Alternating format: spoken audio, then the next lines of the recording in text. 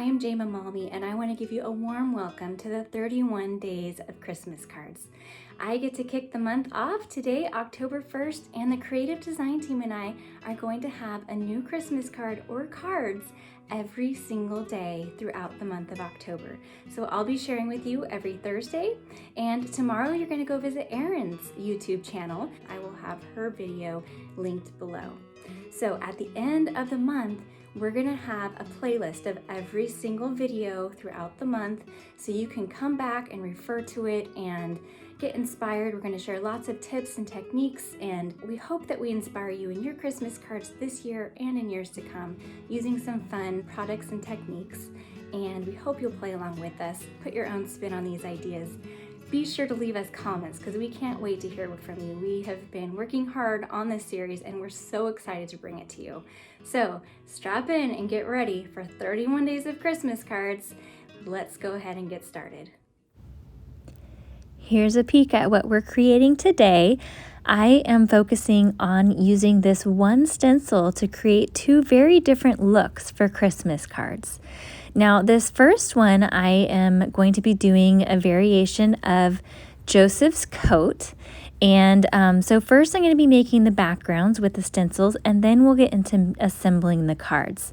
So I am using Candied Apple Distress Oxide ink and Mowed Lawn Distress Oxide ink. If you're going to use these colors, be careful not to blend them too much because they will create kind of a muddy color in the middle. So I lifted up that stencil to make sure everything looked good, and it looked awesome. So next I'm going to wipe off the top of my stencil to make sure that it's clean. And then I've got the transparent gloss texture paste. And we're gonna put this over the entire area, just like you would do like a clear embossing powder to create a resist. This will also create a resist once it's dry. And so I'm spreading it all over. You want to be a little careful because the Distress Oxides react with water, and this is a little bit watery. So you want to work kind of quickly, and you might be able to tell that some of mine is bleeding just a little bit, but you really can't tell in the end. So for this second one, I am working on black cardstock, which works beautifully with the Distress Oxide inks. I am using again the Candied Apple, and I do have to put it on a little bit heavier on the black. And I'm also kind of pouncing it on rather than like rubbing it on, and doing several layers of it. And then I also added some abandoned coral I wanted to give it sort of a poinsettia look, but obviously this is not a poinsettia, but kind of like a darker circle in the middle with a lighter circle around the outside. And then look at how beautiful that looks. So I set both of those aside to dry, and now here it is once dry. It lightened up a little bit, and the coral kind of looks very much similar to the Candied Apple once it's dry. Now I am adding some of the Stickles glitter gel right on top of this. This is a technique that I took from Chelsea Borosmarty, who showed this awesome technique, and the variation of the Joseph's coat technique I learned from Lisa Stenz, who is another one of our creative design team members, and you'll be learning from her later this week and throughout the month. But isn't that amazing? That shimmery color, or this shimmer on that black cardstock over the color is just amazing. Okay, so here is now the Joseph's coat technique, and I tried doing direct to paper first and it didn't work out so well, so then I just used the blending foam, and it worked better. And then I took just a Kleenex and I'm wiping it off of that gloss texture paste, and look at how awesome that looks. Now I'm putting some water in my hand and then carefully flicking it onto the paper. I did that a couple of times. The second time I let it sit a little bit longer before sopping it up with the paper towel roll. And you can see that fun little splatter look that you get from using the Distress Oxide ink. Okay, so now I've got some glittery embellishments that are one of the complements that are available in Close to My Heart's current catalog. And they are little die cuts that you punch out. And so here you see most of them punched out.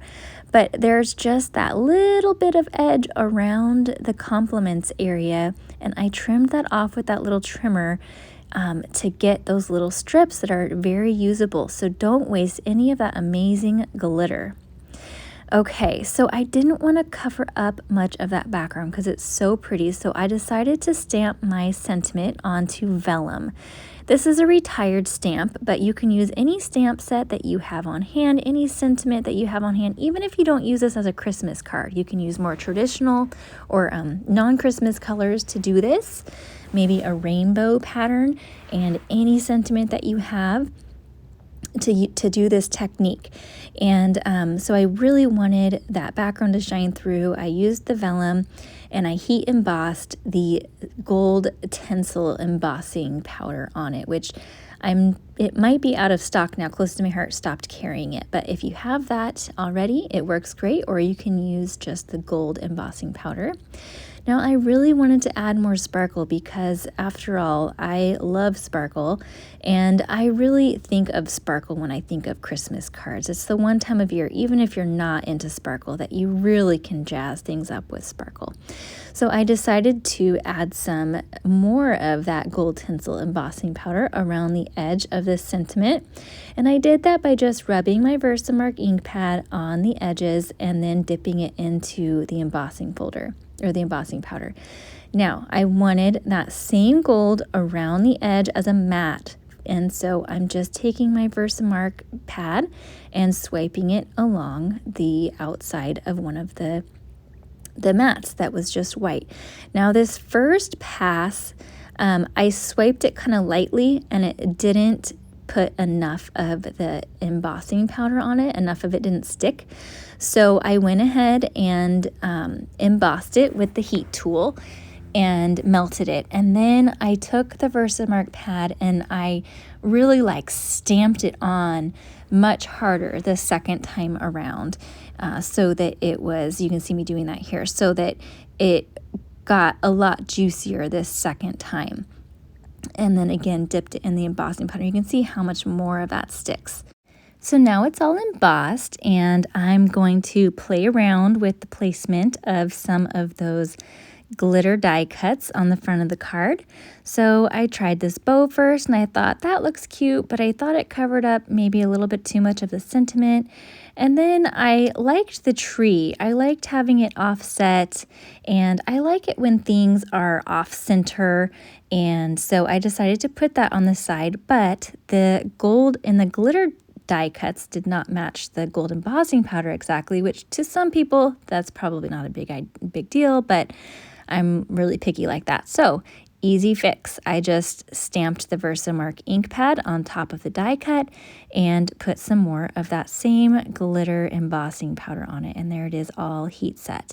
So here I'm using my tape runner to add adhesive to the back. And I just want to mention it didn't stick to that glitter embossed area very well. So I went back later and added little glue dots to the corners to make sure that it stayed on well. So just keep that in mind. It's just like working with glitter paper where you can't use just regular adhesive. It needs to be like a strong liquid adhesive or glue dots or something.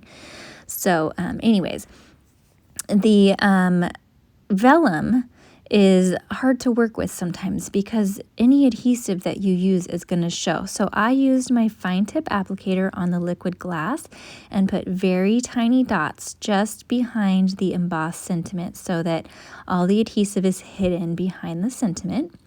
And by the way, you can use that embossing powder technique on any die cuts you have, whether it's from metal dies or a Cricut cut or die cuts that you bought. You can always change the color with embossing powder. So put that on with 3D foam tape, and we're going to, and add some gems, of course, some glitter gems. And we're going to call that good, and I'm going to leave you with a still shot of that here real quick.